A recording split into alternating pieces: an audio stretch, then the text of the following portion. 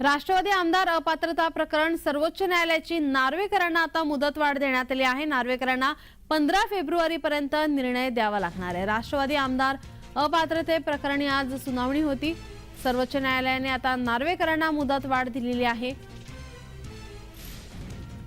नार्वेकरांना 15 फेब्रुवारीपर्यंत निर्णय द्यावा लागणार आहे। राष्ट्रवादी आमदार अपात्रते प्रकरणी आता राहुल नार्वेकर यांना मुदतवाढ देण्यात आलेली आहे।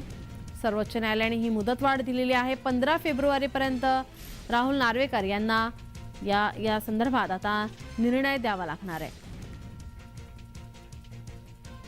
जरी हे आपल्याला वाटतंय की थोडा वेळ वाढवून मिळालेला आहे, पण हा आधार जर इलेक्शन कमिशननी पक्ष आणि चिन्हासंबंधी राष्ट्रवादीचा निर्णय दिला तर तो आधार वापरूनच राहुल नार्वेकर त्यांचा निर्णय देऊ शकतात।